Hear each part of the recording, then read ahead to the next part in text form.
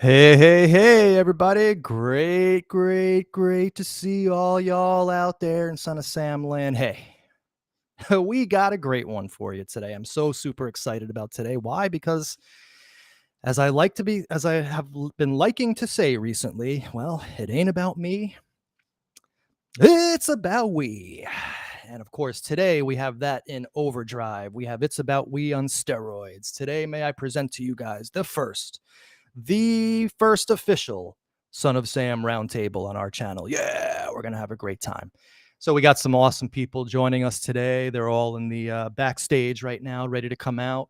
But real quick, of course, what are we doing today? We are listening to, yes, it is time, folks. We are finally ready to deal with this.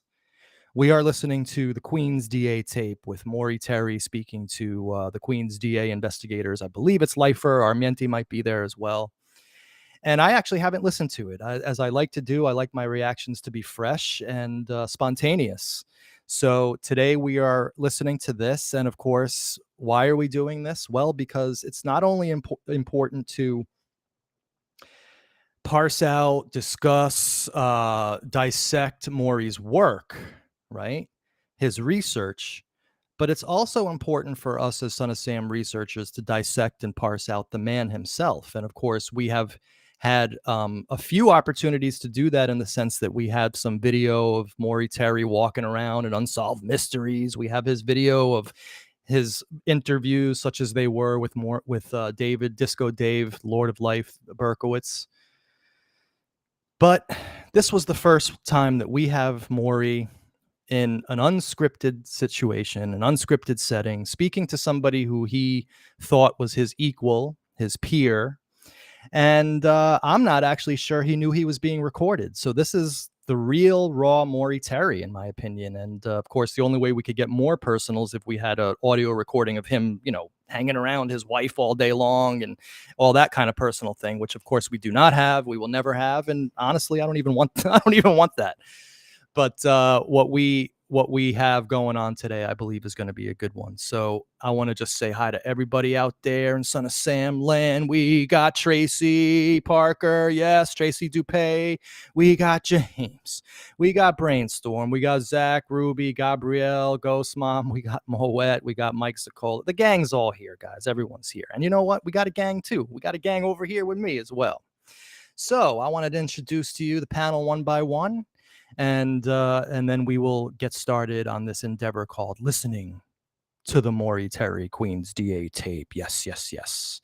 So, of course, our first member of the panel, and I'm not doing this in order of importance. I mentioned that to the guys backstage, and I want to mention it to you guys as well.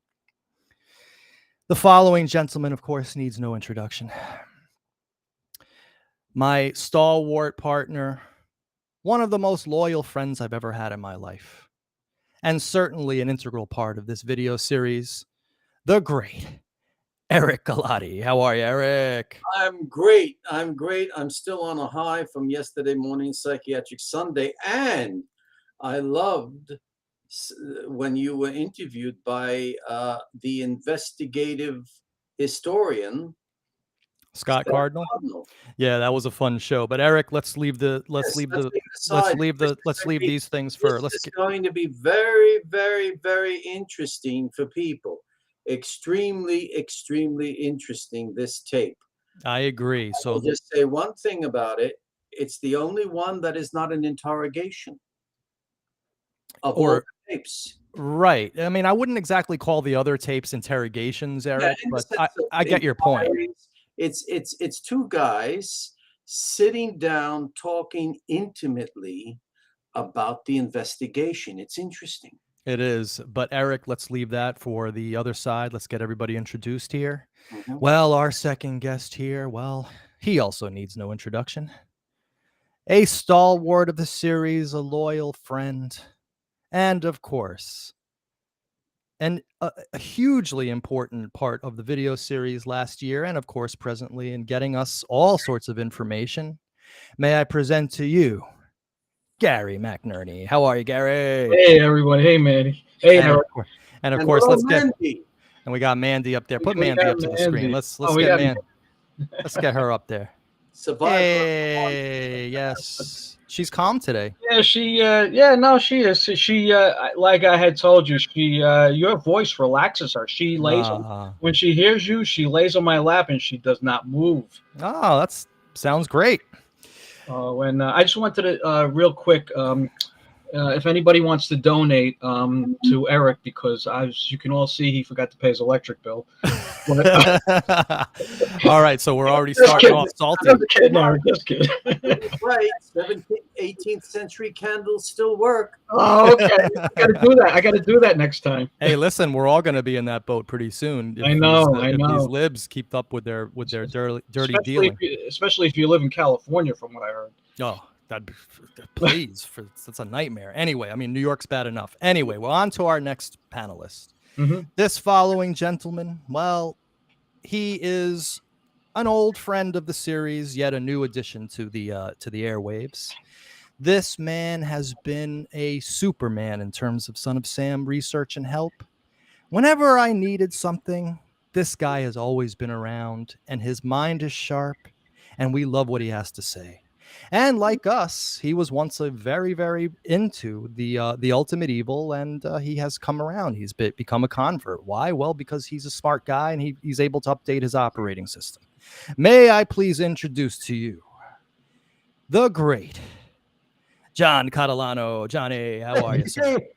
Good evening, guys. Thanks for having me tonight. You're very, very welcome. And of course, last but certainly not least, this is a person who actually does need to be introduced to the airwaves, because we've never had her on before.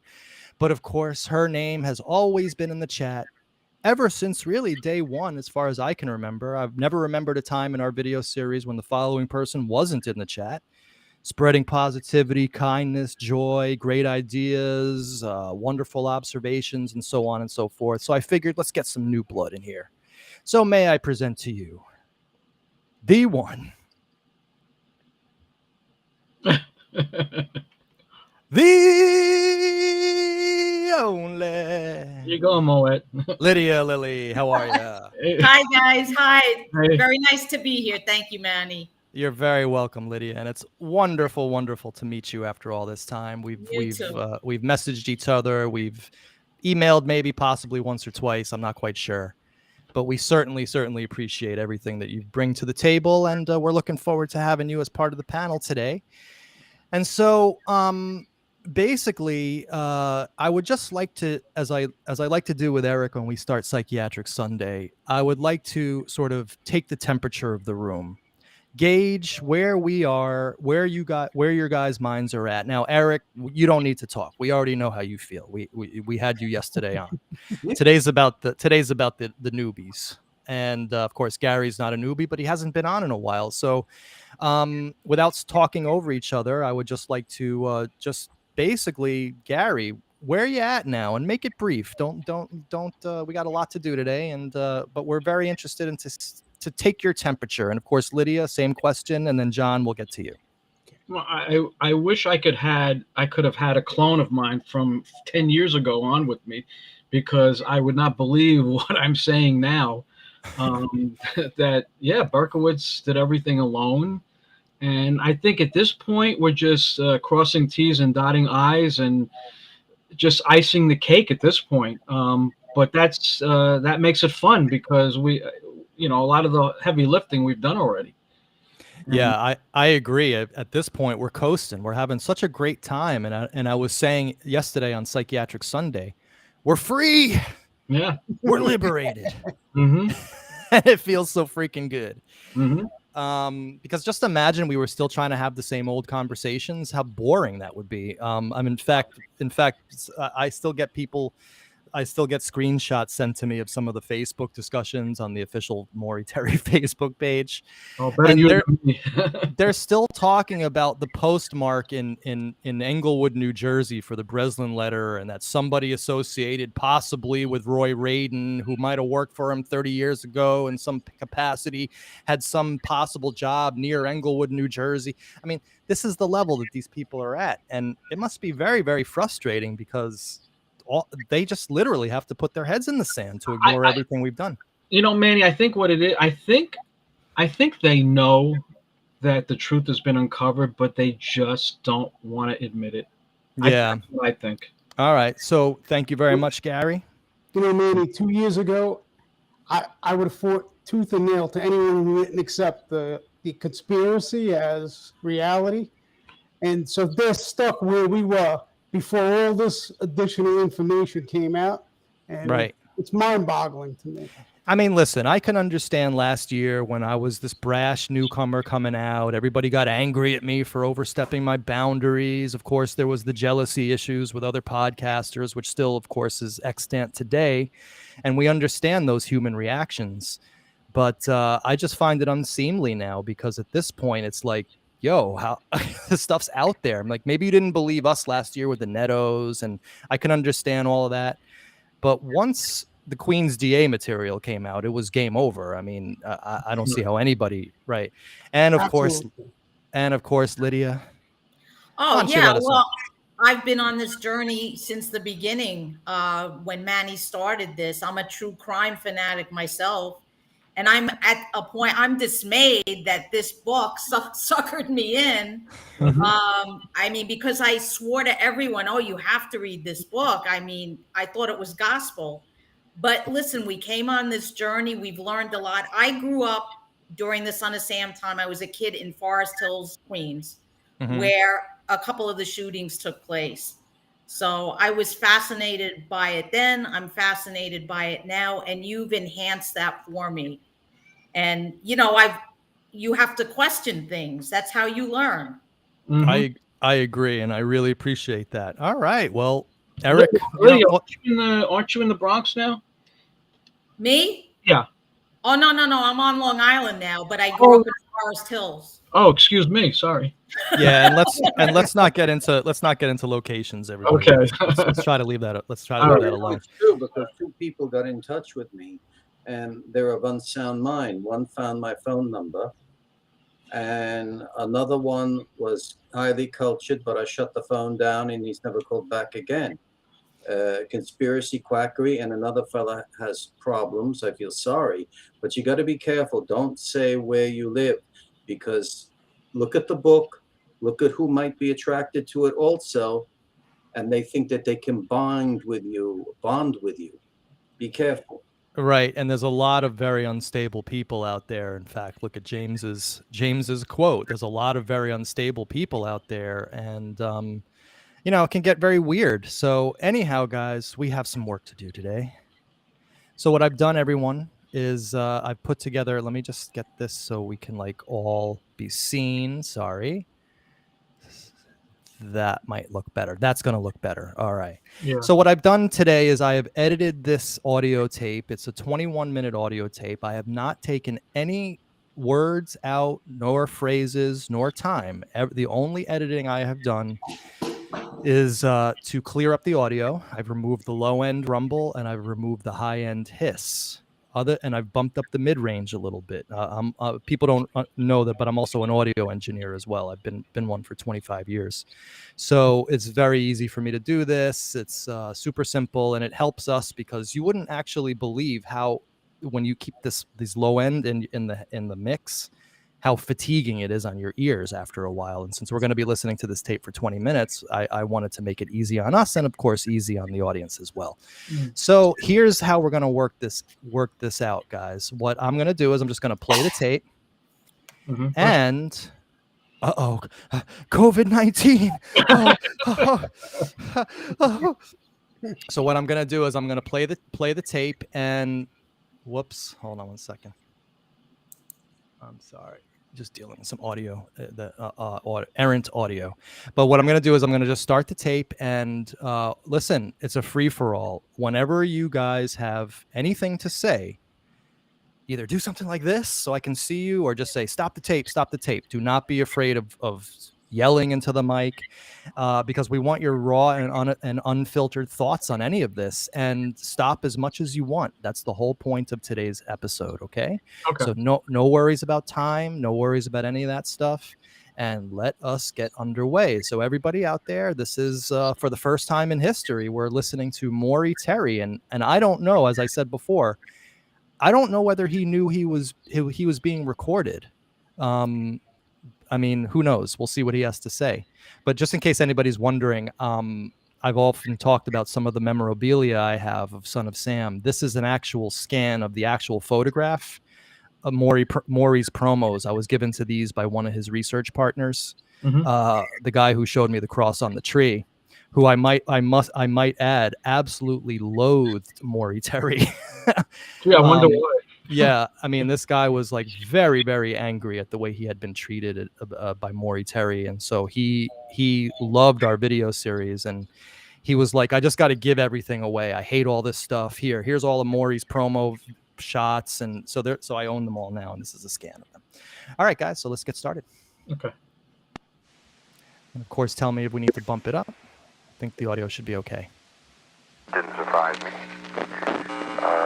but I got to see a few things. Okay. So that's Maury. Okay, so I got to see a few things. Okay, just so we know whose voice is whose. Let's see.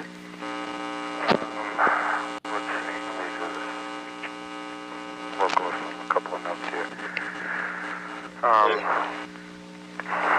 By the way, did you get back the mic on that information on Woods? Yes, yesterday. He called me yesterday. Oh, okay. I guess you were tied up with something. Yeah, I was out. He called me, yeah. Let's see here. Oh. Yes. Eric. Maury said it was low. You might not have heard it. I got something. I'm going through some of my notes here. Okay. He's got notes in front of him while talking to Lifer. Yeah, he definitely has notes. Cheat sheets. Well, who knows? But notes, and of course they're talking about Roger Woods here, and I believe that is the character from The Ultimate Evil who was at the dinner, who heard someone say Son of Sam was in a cult and he had help. I think that's that guy. Anyway, let's carry on. Let's see here. Oh. Berkowitz was in North Dakota on a couple of occasions. Did you? Oh boy. Oh, we're starting it already. We're starting already. Now, we don't have the problem with these tapes is not every one of them is dated. Right, exactly. Is this? I'm wondering now. Is this before Armienti was sent to North Dakota?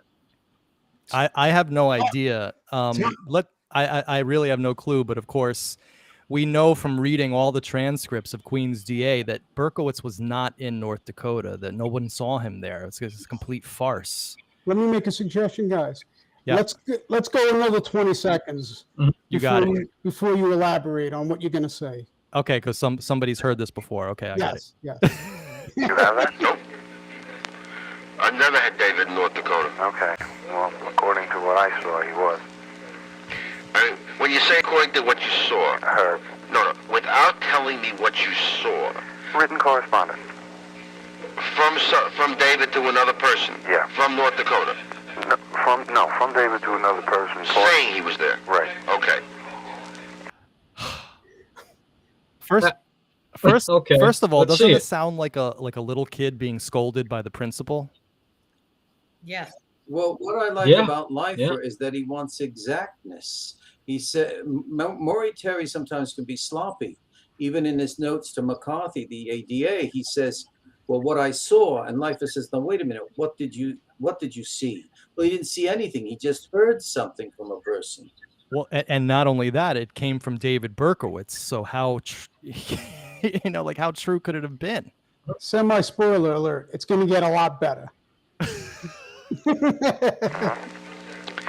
Manny, at this point, has he ever even spoken to David Berkowitz? That's actually a great point. I don't believe he has. I don't think he has at this point. 1979 in the book. I don't think and so. Of course, all we have really is going by the book. The first time he ever met Berkowitz was when he went up there with Harry Lipsig. I believe it was Lipsig, or was it another lawyer? When they interviewed him in like 1980, 1981. But Maury didn't say anything. He was there ostensibly as like a stenographer. He has not. Right. Mm-hmm. Yeah. So now we're talking. He's saying these things, and he hasn't even met the guy yet. Oh no, I didn't say anything. Oh, okay. Sorry, I thought I heard you say something. Or maybe it was John. John, did you say at something? this point, he has not spoken to him yet. Yes. So 1993. But how do we know this is 79 and not 80 or 81? These tapes. no, this is the day. That's the date of the tape, Eric. I think they were all 79. They're all 79. So there we go. Yeah. We're before he even spoke to Disco Dave. Eric? No, I don't. I think some go over into 1980. It doesn't If they do, Eric, even if they do, it's like maybe January, And February at the most. But I saw 79 on all right, of and them. 6 of one, half a dozen of the other. What would be the difference? Mm-hmm. You What's that? Very well be correct. Well, Eric, I'm just curious, like, what would be the difference in your mind? Well, if you go from 79 to 80, even toward 81, there's more of an accumulation of information. They have their meetings every so often with the head DA, Santucci, and that in itself, the accumulation adds more weight to a successive interrogation. So let me see if I'm understanding this. So if it was later, the DA would have more information to be able to counter Maury's arguments? Either to counter his arguments or try to confirm them. Right. I actually think this is pretty early. I'm of the opinion that this is 79. Well, Lydia, go ahead. No, I was just reading in the chat. Paul Hart is saying the date of the tape is October 79. Okay, and so Paul Hart's on it. So right. I'm going to take that as fact that Paul Hart said it. Right, and if I remember correctly, I think the last date of the last interview was around October. All right, so let's hear this because I think it's going to get good. I have a lot of faith in Catalano here. Any period of time? No period of time. No period of time. I mean, because you know that you were there, and nobody identified him as being there. Wasn't really asked of anybody except Taylor, and he squirmed all over the place on it. Okay? Which our guys did. Okay. And you know, they even had pictures of him. And what? They had pictures of David. Yeah. And nobody ever, or everyone they went to, they asked. Mm-hmm. Linda, Craig, the school, Terry, Darlene, Leslie, I don't recall who else they saw. Well, remember, Lyndon Craig didn't enter into the picture until late. But all those people were shocked. I'm in shock. Linda and Craig. These are like everybody who he said in The Ultimate Evil in the book, who he said confirmed that was out there. This is all their names. And this is Lifer telling him, sorry, we didn't get this. We didn't get this from anybody. Oh, my God. Well, help me out here, guys. I'm in shock. I mean, hold on. Don't all talk over each other. It's going to...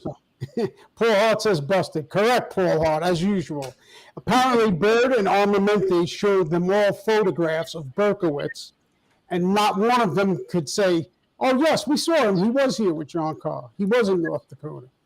So this is a huge... I don't think it gets any easier than that. Sorry. If I can, I want to try to say this so it's in layman's terms. When I studied to be an actor, I had to study human behavior. What this sounds like to me is that he's trying to convince himself. See, if you convince yourself of something, you convince the other person of it. Right. So in other words, self believe it as he's talking.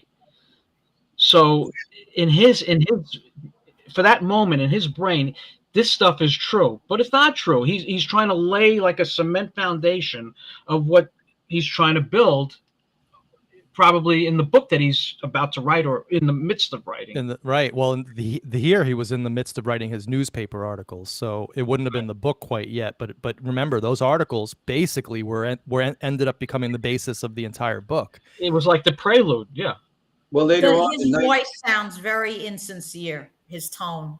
I agree with Lydia. Not picking up on any sincerity or honesty in his voice. Mm. And Eric, real quick. Here's an interesting by the great Gabrielle. I think Herb is trolling Maury, pretending he is receptive, but actually trying to discredit him. I actually get that vibe too. Yes. Yeah, but in 1980, Maury Terry writes to Tom McCarthy, the assistant district attorney historian, who he writes all his letters to practically, that why aren't you people following up the information I give, because I want to get back to my life. Well, two things about that. One, they did follow up on everything he gave. They're showing right here that they followed up. And number two, Maury wasn't sincere about that because he gave his entire life to this investigation. Mm-hmm. So, but who knows? Maybe at that point in '79, he really felt this way. Yeah. Wow. All right, let's carry on because we're not even 2 minutes into the tape. I was going to say, well, Go ahead, John. Go I was ahead. going to ask, could we roll that back and listen to it, that 10-second exchange, just to get Which one? when he's asking him. Okay, I'll roll it back to 120. Yeah. Asked of anybody except Taylor, and he squirmed all over the place on it. Okay? Which our guys did. Okay. And he don't even have pictures of him. And what? They had pictures of David. Yeah. And nobody ever, or everyone they went to, they asked him. Mm-hmm. Linda, Craig, the school, Terry, Darlene, Leslie, I don't recall who else they saw. Well, remember, Lyndon Craig didn't enter into the picture until late. But all those people were showing pictures and no one ever saw. Okay. I'm just telling you what... I'm just telling you what. Who cares, Maury? We went and investigated. You could tell me what all day long, Maury. None of these people saw him there. Anyway. Manny, he sounds like a million people I used to know in the neighborhood. A bullshit artist. I was going to say the same thing. Yeah, sighing. He's already sighing like he's getting exasperated. Mm-hmm. Yeah, exactly. Wow. All right, let's carry on. He did hear of... Well, I don't want to talk about the Arliss Perry thing because I'm so pissed off at those idiots from California. I couldn't believe what I heard yesterday, that they had called you to tell you they were here. Well, they didn't have any of your numbers. Oh, shit, come on. And they came in at night. You know how many times we spoke to them on the phone? Home numbers. They could have called the office. There's a 24-hour number. Well, they came in at night. Well, They came in at night. That's okay, fine. They came in at night. But they didn't come in at night from California before they went to see David. Oh, of course not. No, they didn't tell me that they didn't tell anybody that they were going to see. Sure, I know that. And they probably fucked things up royally for a while. Well, Yeah, they fucked things up royally. They found out that Berkowitz didn't know anything about Arliss Perry. Absolutely. Which of course we now realize he was reading all the Santa Clara newspapers. Paul Hart found Kingston, New York newspapers with the picture without glasses that he supposedly could never see. The whole Arliss Perry thing's a joke. You guys know that. This is a gold mine. This really is. Why would they come all the way to New York? Because Maury got them interested, I think. Because obviously he was in touch with them. They know his home number, right? Mm-hmm. So he's been dealing with these guys from Santa Clara. So it means that at that point the case was not closed or finalized. No, it wasn't. It was a case up until recently. Exactly. Yeah, Stephen Crawford killed himself. When the cops. Yeah.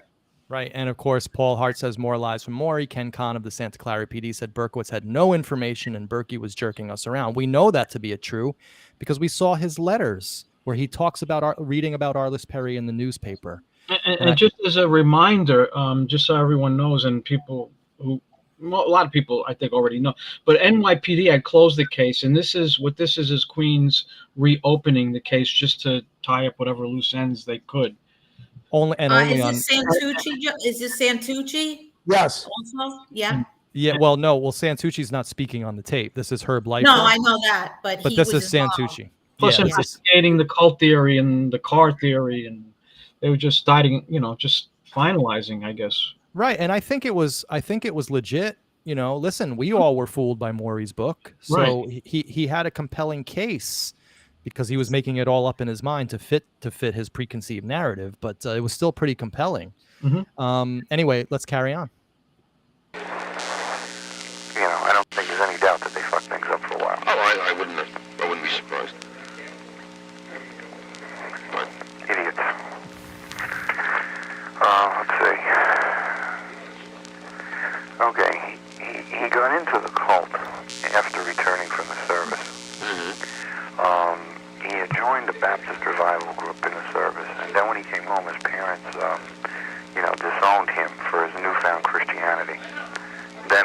as a reaction to that, he drifted into this cult thing. Okay? Oh my God. But they moved to Florida. Manny, is Yeah. that verified? Was that verified with his father ever, that they disowned him? No, in fact, I think Eric mentioned that he talked about every one of Berkowitz's friends in the tape. He's like, yeah, I remember that guy. I remember that guy. He told me about this friend.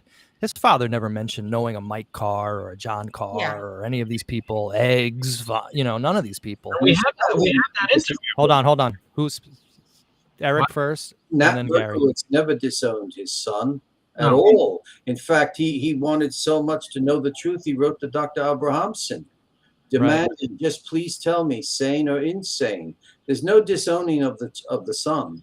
We never said he was disowned. I think maybe you heard something wrong. Gary, you were saying something? Yeah, no, I was. Terry no, said that. Maury Terry's just said that on the tape. Oh, duh. Sorry, Eric. I apologize, my Oh, friend. no apology. Please, Mike. Yeah, his father never disowned Berkey. That's right. Yeah, that's why it struck me as odd he said that just now.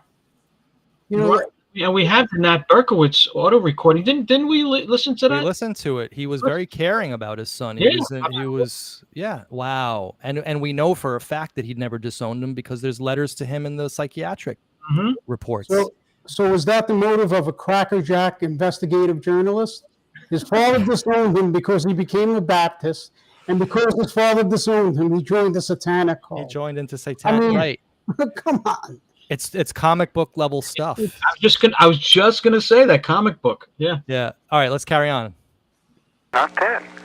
He came home in June. Right. They didn't move until January 75. They moved in January. I forget what it was. January 75. They moved. I think it was February. Okay. Yeah, but he come home and lived with them for 6 months. Right. Then he moved to Barnes Avenue. Right. Okay. This thing, all this occurred at the time he was like, at around the time span where he was working for IBI. Okay. Wheat was the one he met first. Okay. Wait a second. Uh-oh. Oh boy. You guys know what I'm going to say. He met first. Yeah. Thank you, John. I thought it was Michael Carr. Wait, no, I thought it was Eggs in 1967. Which, of course, wasn't Eggs because Von Mueller wasn't Eggs and there was no Eggs. Wow. Holy cow. And other than Berkowitz looking for Wheat, possibly at a motorcycle club, there's no evidence of them meeting face to face. Never. No. Zilch. Zero.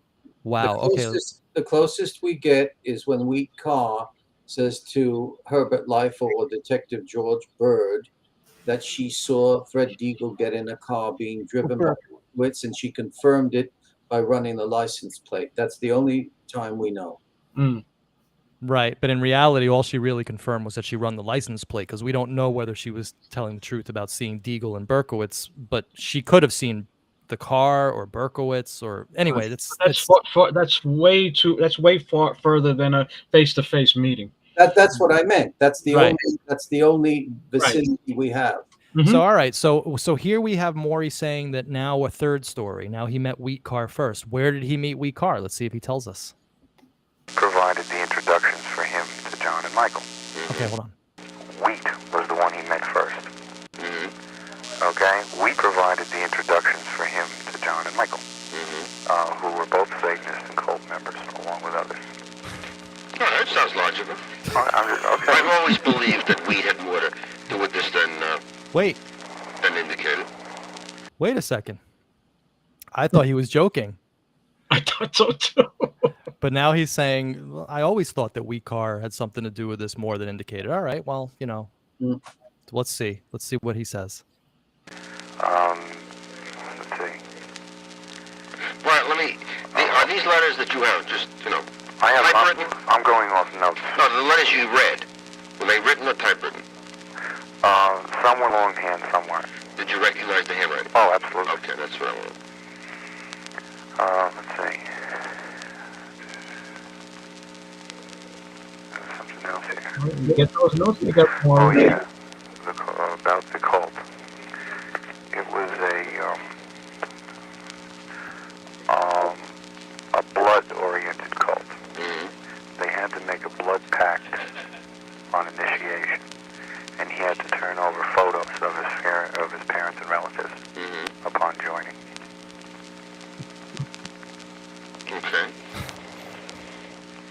What did he do? He handed them to Mr. Real Estate in Untermeyer Park. Actually laughable, Manny. But do you realize what's poorer than Maury Terry here? Herbert Leifer. Why doesn't he say, okay, and who told you? How did you know he handed these photos over? And where was this cult? What's their name? He's not asking indicative questions. It's very, very good point, Eric. And I can't speculate as to why, other than to say maybe he just doesn't believe any of this stuff, and he just wants this to be over with. And Maury's not providing any proof whatsoever. None. He's just like his MO in the book. He's just saying stuff and expecting us to believe it. Manny, do you hear him hemming and hawing and pawing? Massively. Yeah, he's grasping at straws. He's making it up as he goes along, it seems like. He's also getting frustrated whenever Leifer does push back against him. You could hear it in his voice. Yeah. All right. I think as we get to the end, a lot of the stuff you guys are saying is going to make a little more sense. All right, it's not that long anyway. Yeah. Let's carry on. On the Perry thing, there's a guy he calls Charlie Manson II. Okay? That's who he refers to him as. Has killed several people in satanic murders and ordered others, and it was him that was responsible for the Perry killing. Does he ever say anything about Trackman again?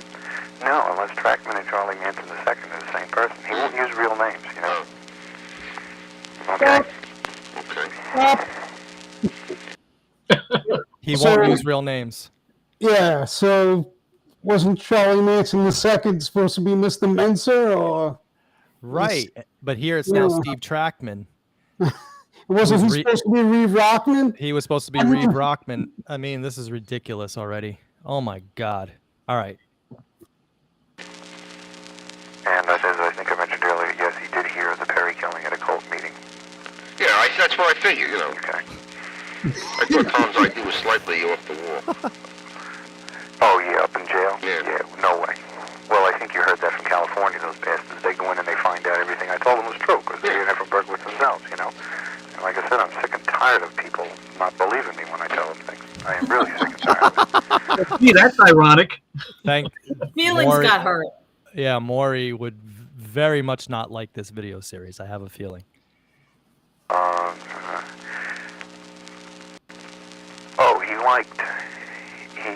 He enjoyed the stories that we've been writing, okay? And he particularly enjoyed the story, a copy of which you have in your file on Stacy Moskowitz murder. That he didn't do it. I'm sorry, I keep on stopping it every 10 seconds, but he enjoyed the writings, the articles. That's interesting that he wrote that he said that, because that, now that we know more about David Berkowitz psychiatrically, and we know how he loves to manipulate people, right? Especially writers and authors. He probably was tickled pink at these articles coming out, and his enjoyment wasn't because the truth was coming out. His enjoyment was probably just watching this trolling operation that go on around him and another idiot that he could manipulate. Just my editorial opinion. And man, on top of that, Maury, knowing that Berkowitz is enjoying this, in Maury's head, he's probably saying, "Oh, I'm gonna be visiting him, interviewing him, talking to him." Like, he's probably got these fantasies already percolating in his for the next few years. Right, exactly. And Paul Hart brings up a good point. Bingo, Berkey was reading all of Maury's articles, so of course he had stuff that he could then embellish on. He had things that he could, build upon. So it's very interesting, this little passage that Maury Terry just said. Okay, let's carry on. Yeah. Oh, sorry, go ahead. Oh, no, I apologize. I didn't mean to laugh, but Leifer is, you have to love that character. Yeah, Leifer's great. I think Leifer's had enough of all this. It's just my impression. I would love to hear him in a movie. Yeah, it sounds like Lydia said it sounds like he's humoring him. Yeah. But maybe this is just my prejudice, right? No, I think Leifer is disgusting. I have to be severe. If you're going to investigate, you investigate. Why protract it? Look where we are today. It gave fertilizer to Berkowitz to continue changing stories over and over. Eric, I agree with you, but let's give it a couple of more minutes. I think you're going to. Yeah, no, all right, let's give it. Yes, let's give it. Let's give it some more time. Okay. Okay. He repeats in effect that he did not do the Stacy Moskowitz killing. Well, that message came in a phone call. Oh. Okay, but but in the letter, one of the letters that I saw, he made reference to enjoying that story. Mm-hmm. Okay?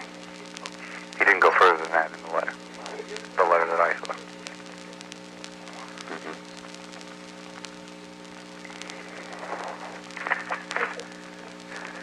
And outside of some background conversation, that's really the highlights of what I saw. I didn't get to see a lot. Any reason she's being so reluctant? Nobody wants to get involved. Well, but at this point, now with these letters, they were written to her, right? Well, let's put it this way: they were letters that were in this person's possession. Okay, but you're not saying whether they were written to her or not. The only reason I asked that is I'm just curious whether she's an intermediary for someone else. No, I know his right. Oh, that is possible. In other words, the letters could be written to Sarah Jones, and they've been... And Mary Smith has them. Exactly. And then we are now talking about a passage of information, and since you're getting the calls from the second individual, and the second individual is repeating material that she's gotten from someone else, it may always lose something in the translation. It's possible, but the written stuff I saw is there. Mm-hmm. Okay, and there's no question that it's his. No question. All right. Can you indicate approximate time they were written? They were written from prison. Mm-hmm. I know that. Okay. So they're within the last 2 years? Yeah, sent to the rest. Hey, Manny? Yeah. Just real quick, this is just a thought that came. I understand that he's kind of playing him along and so forth, but I'm seeing, and I think Eric brought it up, I'm seeing a million opportunities where Pfeiffer could have just nailed him to the wall. All right, what's your proof of this, or like what's this? There's so many opportunities he had.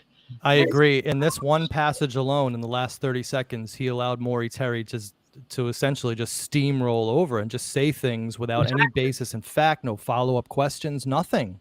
Who's he writing the letters to? Where are they? I think this is the D channel stuff that they're talking about. I think Paul might be onto something here, but again, we don't know for sure, but it sounds like these are the letters to D. Anyway, Pfeiffer could have My Cousin Vinny'd this guy to death, Oh, absolutely. Anyway, let's carry on. How recent is the most recent stuff? Didn't see a date, but I would imagine that it's within the last 6 weeks. Because from what I've been able to learn, he started getting on this. He was following what we were writing very carefully. Because people are sending him all this stuff. Because I had no idea that he was getting the Gannett stories, but he is. And he was following it all with great interest.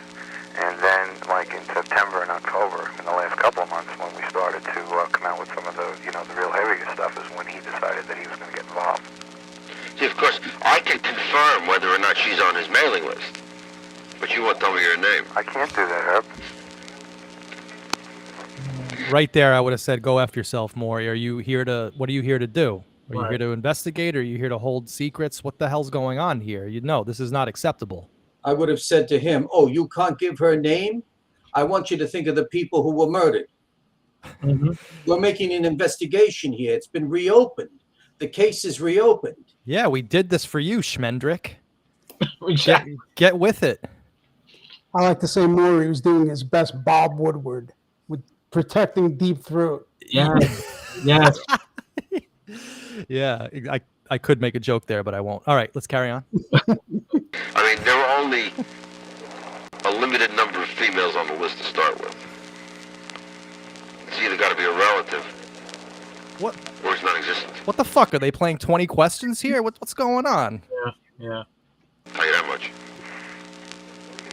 Now, I don't know whether that helps you confirm what the information you have, but if it's not a relative, then... It doesn't have to be confirmed to me because I read it. Oh, no, I know. But what I mean is... Insight. Uh-huh. Doesn't have to be confirmed to me because I read it. This is the circle jerk. This is the attitude that's gotten all of us in trouble for the last 45 years. This sounds like the trailer to his book. Yeah. All right, let's carry on. as the next person after the recipient of the letter, Right. or whether there's an intermediary. If there's an intermediary, Suppose I didn't really know the person's name. Suppose they went by another name to me. then you'd never know. If she gave you a Jane Doe name, then of course there'd be no way that you could confirm whether she was the first or second or third or fourth class recipient. That's right. But on the other hand, since you do know her name, that would be the only I could confirm her being on the list or not. That's why I said we gotta work together, or else it ain't gonna work. I know her. I'm gonna ask you a question. If you get We got to work together, or else it ain't gonna work. Now, this is shades of his Facebook group, right? Like, he didn't give anybody any information. He held everything back. He made people jump through hoops, riddles. This is all that stuff. We're seeing it, the same tendency in 1979. And he didn't give shit to these people in Queens, and he didn't give anything, of course, to his followers either. I was just going to say, the way he's acting now is the way he was acting toward people years later, you know, jerking them around, or like not telling them anything, or sending them wild goose chases. We're hearing it in real time. Exactly. He's very arrogant, very arrogant. Oh, God, if it was me, I'd smack the guy right there. Yeah. You know what he's doing? You want to know what he's doing? He wants them to be stimulated by what he's feeding them to do the investigation, and he can then collect everything. Exactly. You know what? I'll go a step further, Eric. I think I'm going to go a step further, and I think you're probably right. But as you saw Lifer calling him out on the North Dakota with the pictures, I don't think he wants Lifer to speak to the person that received those letters. I don't think he wants him to see those letters. Just my opinion. You're right. It's right there on the tape. Good point, John. And of course, now that we have all this context, because we've seen most of this material, we know that he didn't want people to see this. Why? Well, because he would be exposed. Look at John being Lieutenant Columbo. Wow. All right, let's carry. It's one of my favorite shows. Me too.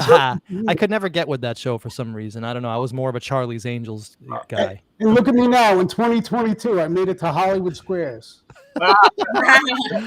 Holly Weird Squares. Weird Square. All right, let's carry it on. I'm sorry, Lydia. Did you have something to say? No. Okay, let's Go carry it on. gave me the name of your source, do you think I'm going to go to her? Would you think I would be so stupid? I didn't think the Santa Clara cops were going to go knocking on the door of That's the true. prison. But I can assure you that if you have a direct source out of him and we're getting information that may be beneficial in this case, you don't think I'm crazy enough to cut it off. He's talking to a couple of people, all right? All right? Well, he's talking to that guy from Rockefeller Plaza. I don't know what his name is. Pacharnik? This is Maury literally kind of trying to blackmail the DA in a sense. Mm-hmm. I have the information. I'm not going to give it to you. I don't trust you with this. Look at what the Santa Clara cops did. This is abominable. All right, I'm carrying it on. Oh, Rick Pinchak. Yeah. Associated Press. Yeah. Pinchak's on his mail. Yeah. I I know he's talking to him. And I know he's in the mailing list, so he's getting correspondence. Yeah. But I am not going to also do anything with him because I know you know it because he mentioned your name. I spoke to him and he mentioned your name. So I know you know he knows and you know, etc. Yeah, well, Pinchak has been involved in this for a long time. Pinchak's the guy that writes the AP stories out of New York. And Pinchak is his enemy, by the way. Gary, or no, who wanted to say something?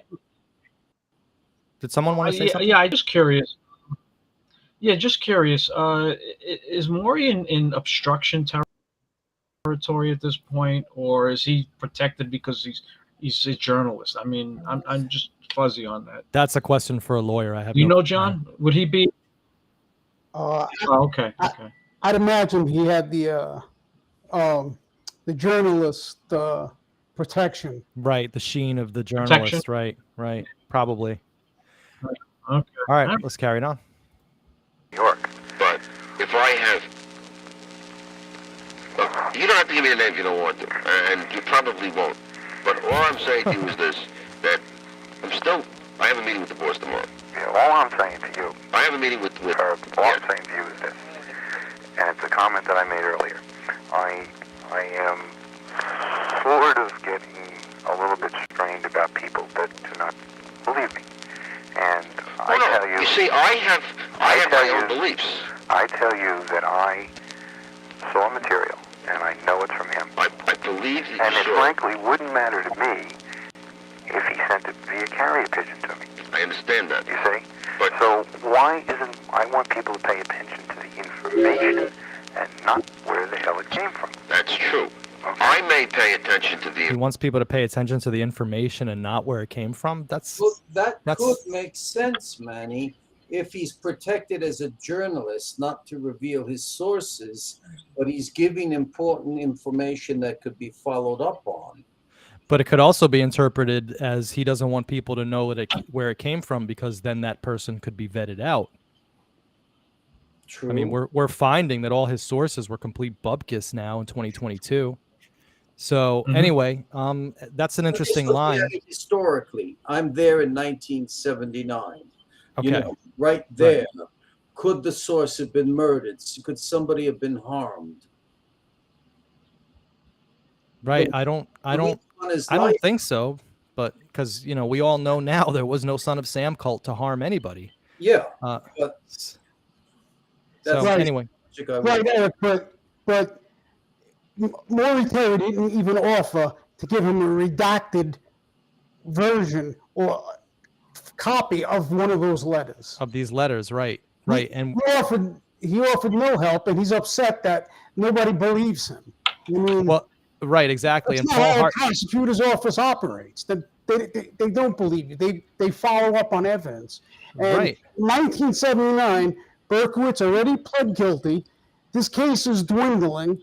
You would think at this point Maury would say, I've managed to convince Santucci to take me serious. Let me help these guys along a little bit. Let me give them everything that I have. Right. And right. Exactly. And what he does, hide stuff.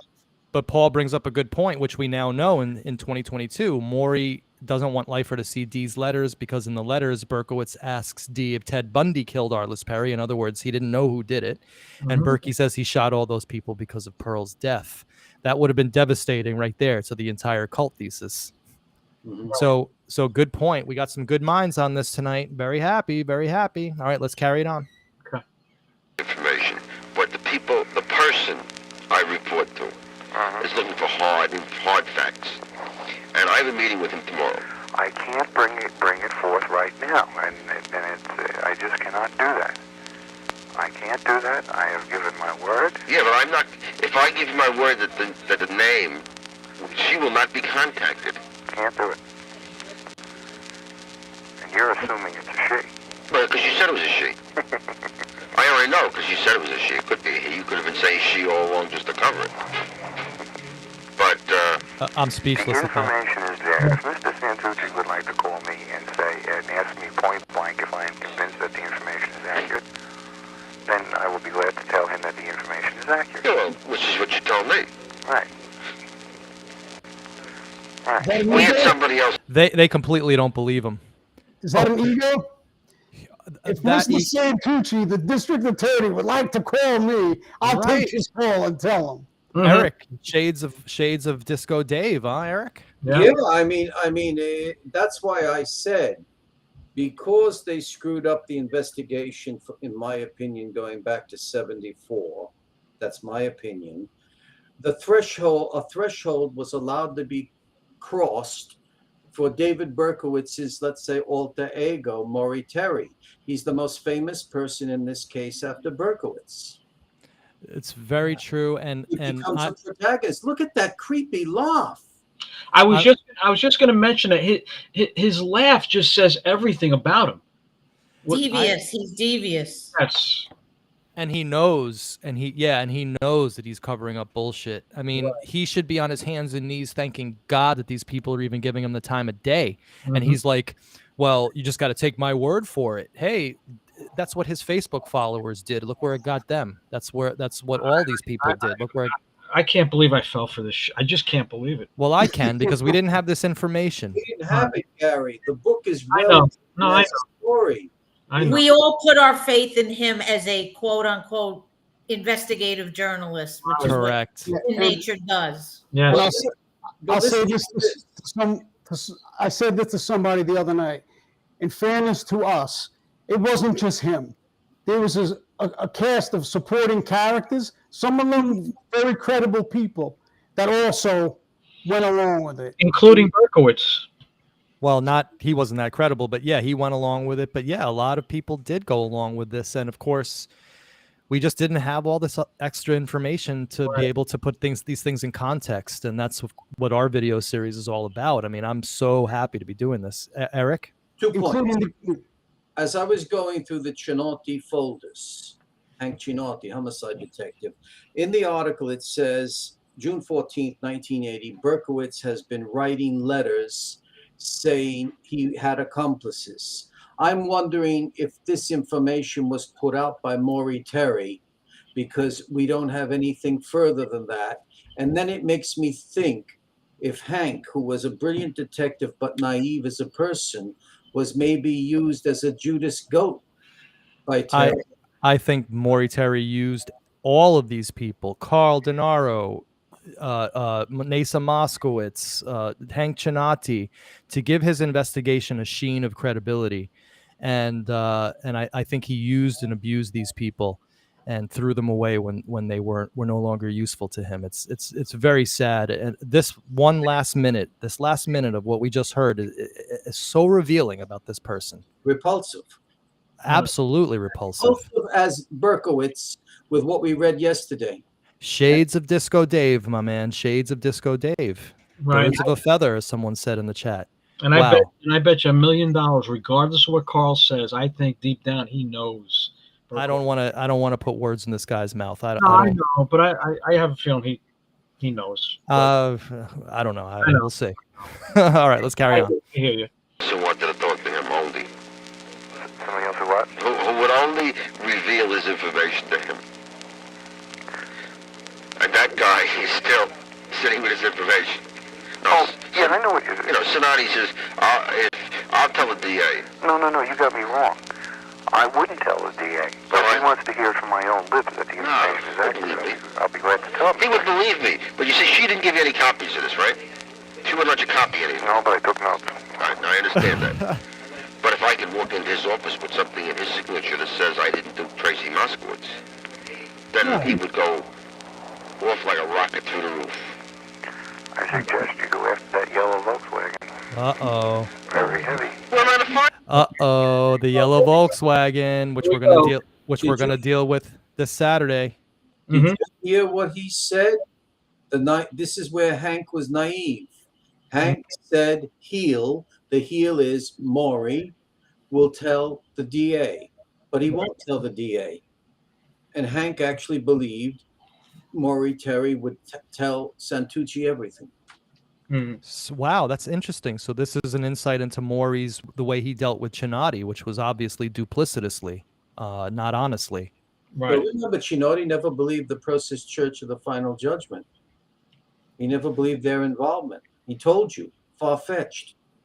That's true. Yep. He said local all the way. Mm-hmm. All right, let's carry it on.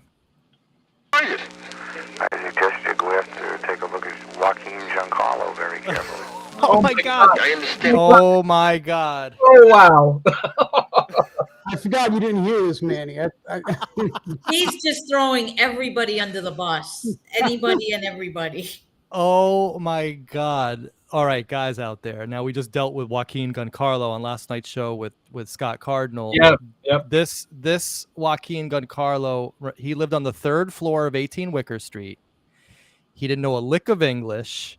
He was the most salt of the earth, church-going, nicest guy imaginable, family man.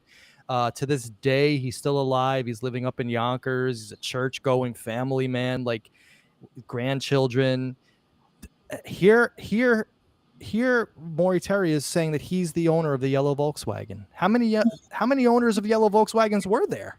Did he actually say he was the owner of the yellow Volkswagen? Yeah, he said go after the. Yeah. He said go after the yellow Volkswagen. Look in this Joaquin Giancarlo. When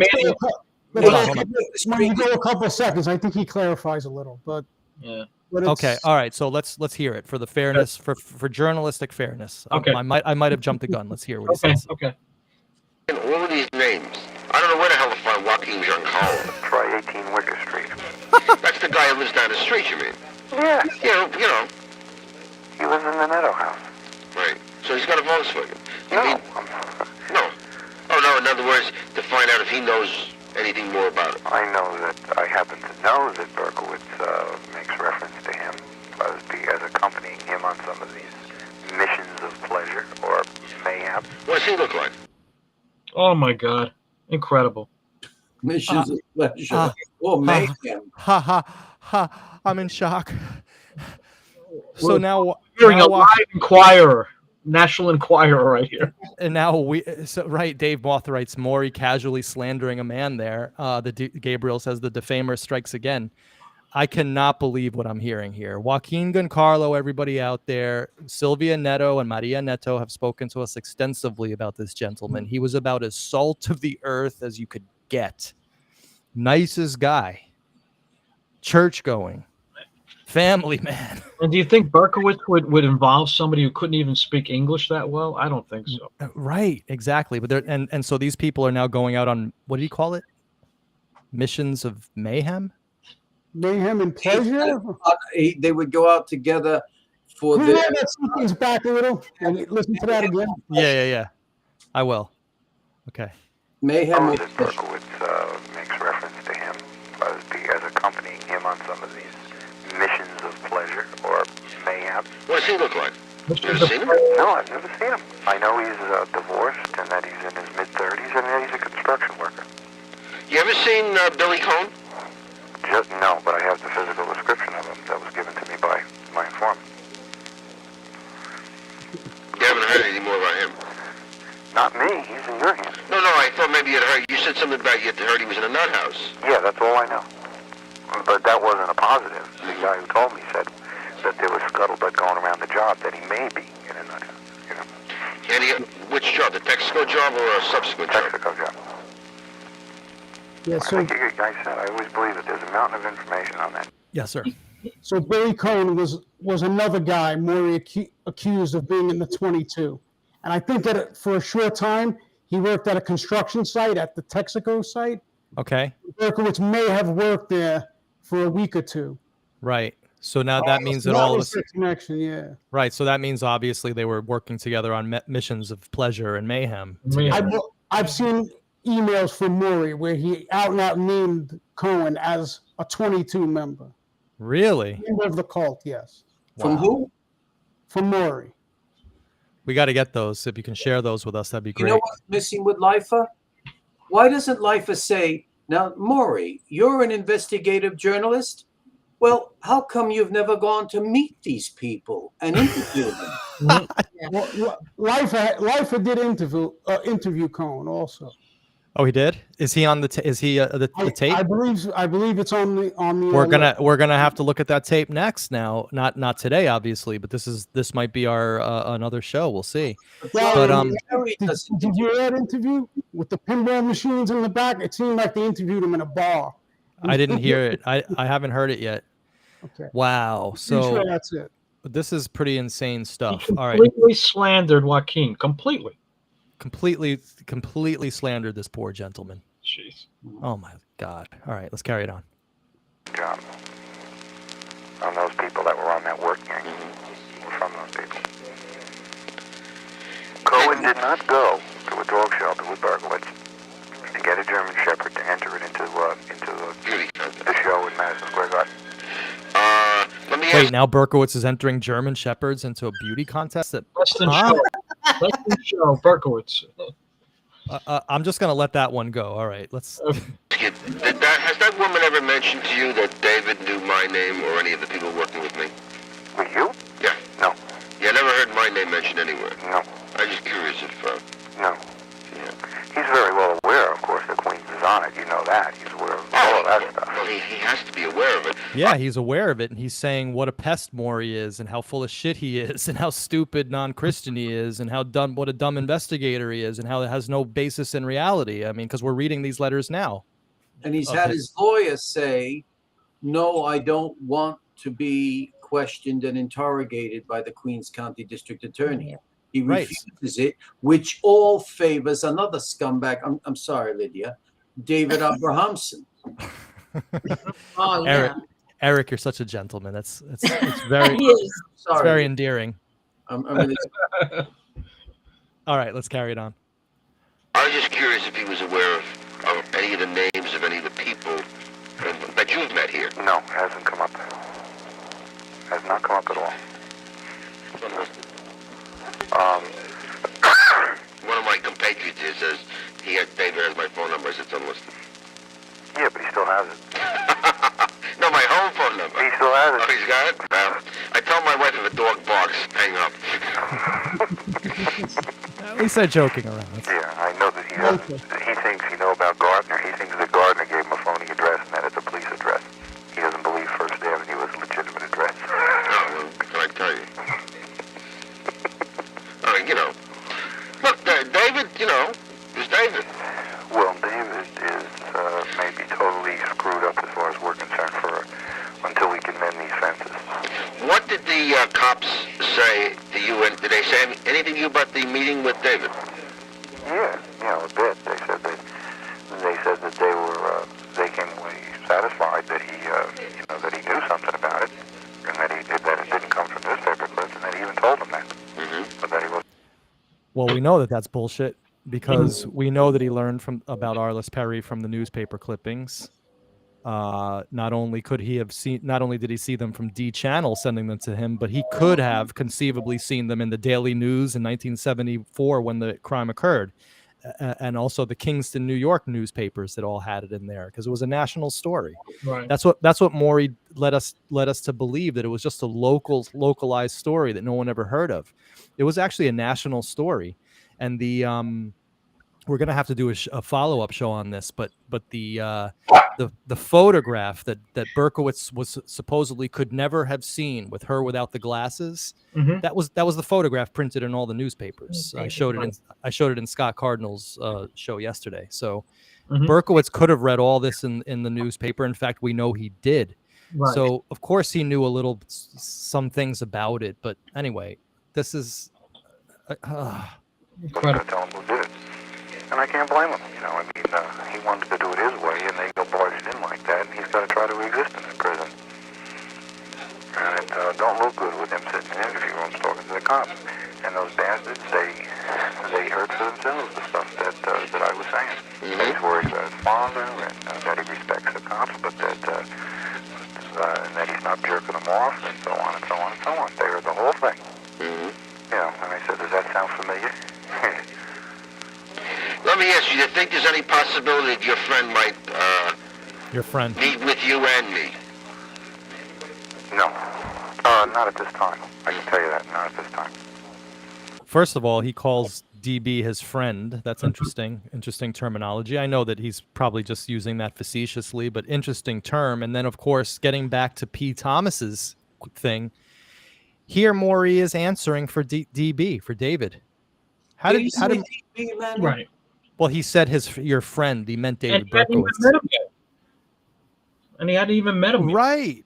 But so maybe he's not talking about Berkowitz, but I think he was. And in either case, he's answering for whoever they are talking about. And if it's Berkowitz, he's answering for Berkowitz, which is not cool in my opinion. How does he know that Berkowitz wouldn't sit down and talk to them? Anyway, let's carry it on. Right. See, everybody's upset with what happened up there. Up where? The last 2 days. Oh, well, we had nothing to do with it, though. I know, but it's a matter of convincing him of that. You follow? I understand. The only problem I have is, of course, that my other problem is, aside from having to explain on Thursday when I have my meeting, basically what we've accomplished and what I think we can do, and then have the district attorney make his decision whether we will continue. The likelihood is the investigation will not be terminated until a visit has been made to David. Yeah. I think you ought to, depending on what happens in the next couple of weeks, I think you ought to give serious consideration to getting him the hell out of Attica for a couple of months. Well, that's fine. That I understand, and I agree with that theory. The only question I have is, will our efforts to visit him at this Oh God, he might kill himself. Well, that's the whole problem.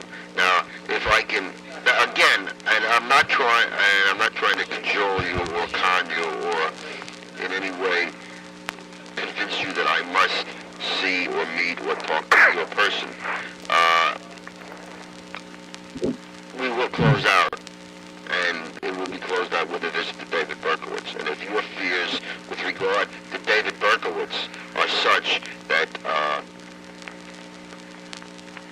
he may kill himself if something like that happens, perhaps in speaking to this friend of yours, it might prevent that visit if I could talk to him or whatever the case may be. I'll do what I can, Herb. I'm in a bind. You know, I understand what you're saying. I could buy your idea that David may become so upset that he may try to jump out the window or something. Those guys, those imbeciles from the coast, did more to hurt what we're doing. I understand, but to prevent a possible visit at this time, if I could come up with something that I personally have done, it might deter any further action toward the visit. You got the Gilroy letter, and that's some heavy stuff in that. Oh yeah, I know, I've got all that stuff.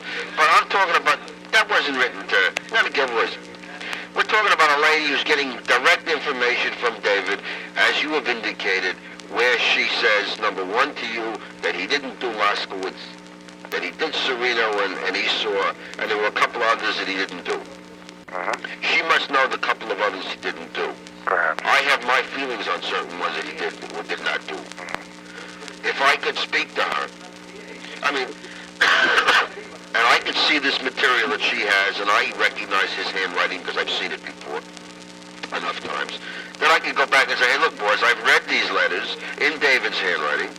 I've spoken on first-hand basis with this woman. The information is flowing on a regular basis, and at this time I would suggest we not make any visit so as to cause any problems. Let me see what I can do. That's all I can tell you. Okay? Hold on. I know that we're almost... I'm sorry. No, Lydia, go ahead, please. Is he being serious about Berkowitz might kill himself? Because that guy is such an egomaniac, he would never take his own That's life. what I was going to say. Berkowitz would never kill himself. Yeah. He wouldn't make it far out of the window being this bond. Yeah, anyway. I agree totally with Lydia on that one. But what's interesting here is this is Maury's opportunity to give John Santucci himself, the DA himself, direct evidence, right? Quote, evidence in Berkowitz's own handwriting in a letter to his friend, whether it's D channel or not, that Maury Terry has taken notes on. He hasn't actually, doesn't actually have it in his possession. And this is Maury Terry, who's not being in any way helpful to get that letter to Santucci. I wonder why. Probably because, He won't even agree to let Leifer speak with her. I know. It's not even about the physical letter. He won't even let him speak with her. It really makes you wonder what was actually in that letter and whether Maury Terry was just making this up, as we know that he's very capable of doing, just making stuff up. You know, I still believe he wrote that anonymous letter about Dupé to himself. I mean, I know that some people don't agree with me on that. That's fine. Making up or selectively but editing. I have a feeling that if this letter even existed, this so-called letter where Berkowitz admits not doing it alone, it's probably made up. Where in the hell is this letter? How come this smoking gun piece of evidence wasn't used to open up the investigation? Right? How come Maury Terry, if he cared so much, didn't let them have it? That's my point here. This last section. Hold on, Eric, and then John. This last section is the most important I've heard so far on this tape. It's making my mind race. First place, John? You're alluding to the getting them out of Attica. He was already attacked with the throat slashing. Maybe. I'm not sure of the timeline of that. Maybe. It might be. I think it was 1979. But the thing that's strange here is that Berkowitz at this time with everyone else is saying he's the only one from what we have in the Right. letters and everything. Right, But right. now there's supposed to be something confidential with another person. And from what we have, we don't have anywhere where he's written to D Channel that he had accomplices. We don't have that to Bernice De Nota or to Susan Sugar Wishingrad. Eric, quite the opposite. We have a letter to D Channel talking about how stupid Maury Terry is and how what a fool he is. That's right. So is he taking the mickey out of Terry by telling Terry he did have accomplices? This piece here is psychologically extremely important because it's 1979 and Berkowitz doesn't openly say he had accomplices till 11 years later in 1990. Right, and FYI, the throat slashing was July 10th of 79. John, you had something to say before? Excellent point, Eric.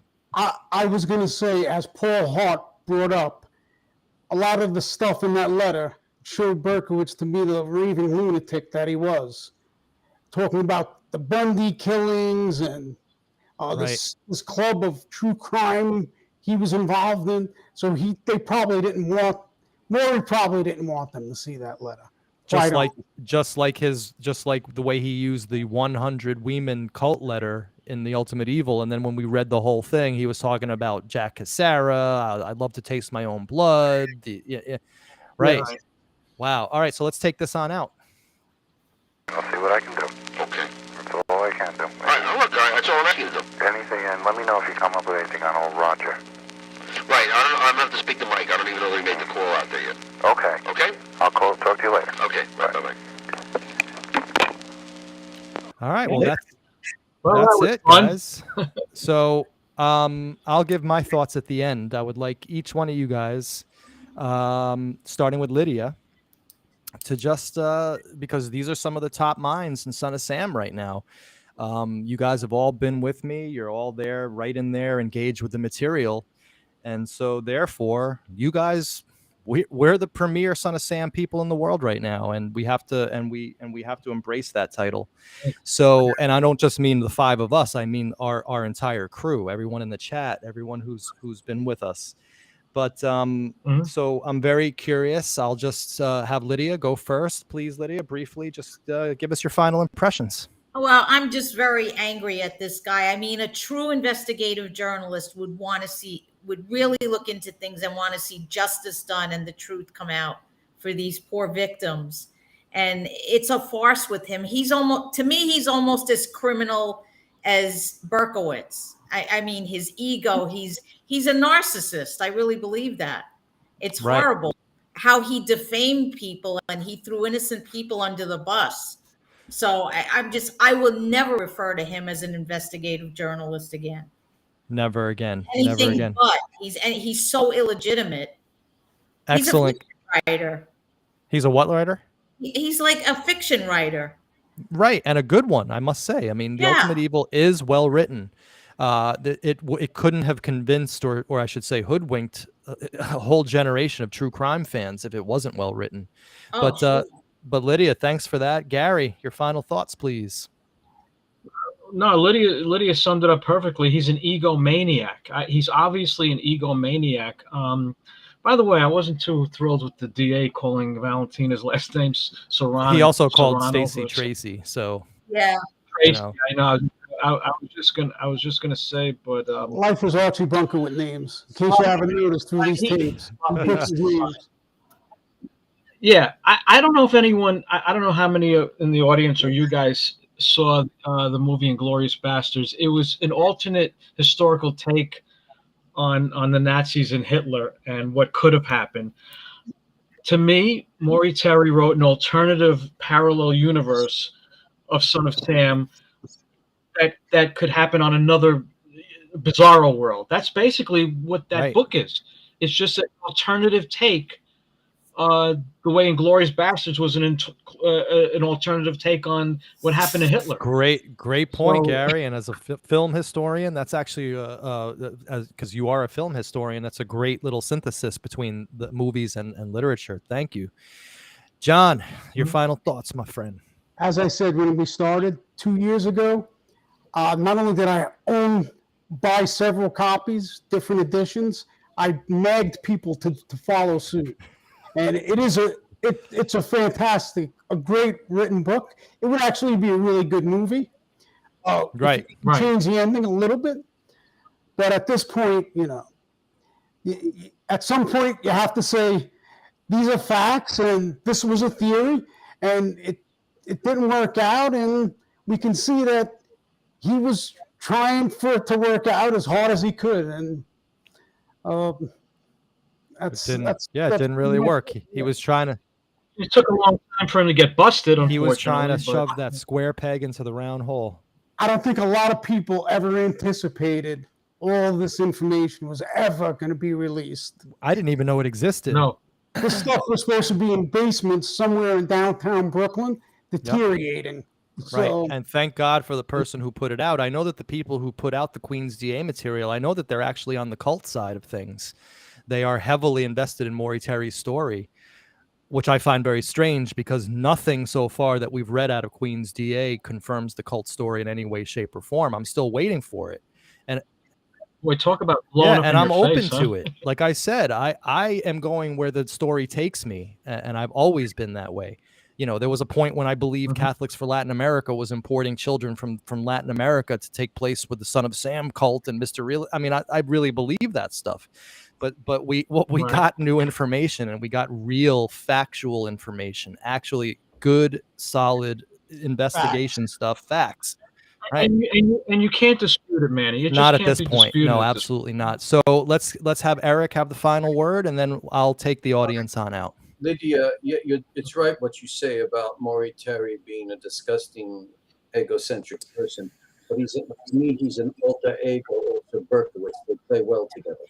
Yes. Well yeah, together. I was thinking that. Yeah. The other thing is that what's criminal about Terry with his book, and I said this from the time we got the Darlene Christensen, Tom Turkey Taylor manuscript, which was just a week before this dump of tapes and everything, is that this guy was so bent. He really made himself believe there was a cult.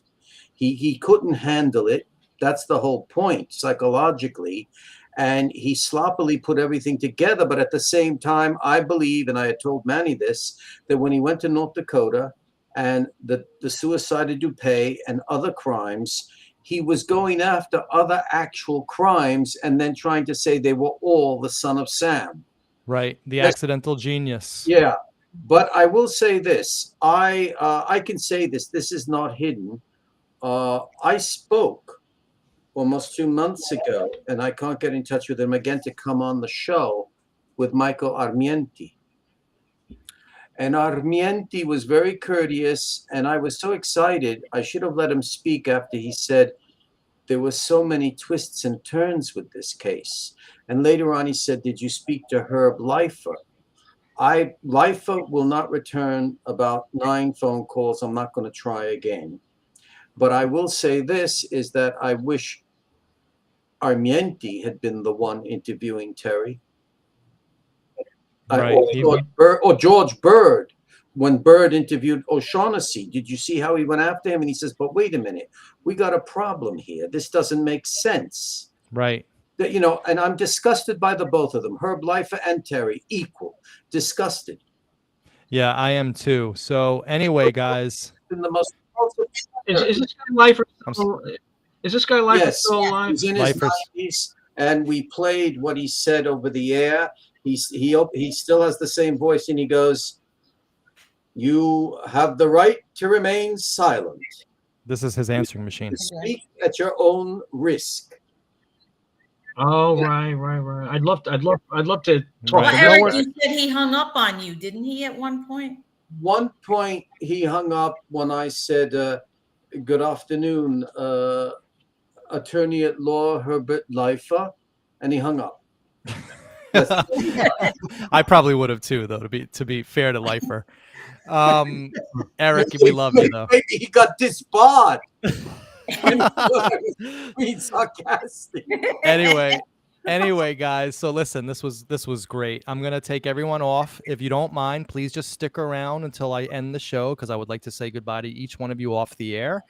Thank you so much, John. We'll see you soon. Eric, always great to see you, my man. Thank you so much. See you, my friend. Sorry, Eric. Wait, hold on, Eric. What? Yeah, I just going to put a message out. God bless all of you in the chat. And I pray to God that May Brussels Project is well. You haven't been around a while, and Yes. I phoned you. Please, May Brussels Project, are you well? Do you need help? Or maybe you're just resting. We love you. Yes, May Brussels. Big shout out to May Bye, Brussels Eric. Project. Thank you. All right, Eric. Bye, Eric and Lydia, Bill. very, very successful. I think you're a pro, and I think Thank you. It was fun. It was fun, and I think we're gonna have you back in the future. Oh, So yeah, thank you so much. Please. Good meeting you, stick around. Gary. All right, Lydia, take care. And Gary, as always, thank you so much, my friend. Oh, no, thanks for including me. It was my pleasure. We were so happy to see you and so happy to have you here. So we'll see you off the air, all right, Gary? So please stick around. Okay. Well, guys, that was an epic one. That was so much fun for me, and I hope it was so much fun for you. We're not here to, bash this guy just for the sake of bashing, but historical accuracy and righting historical wrongs take precedent over feelings at this point. We can't have feelings and emotions when it comes to lies, distortions, manipulations, bullies, and abuse. It's just not going to work for us anymore as Son of Sam researchers.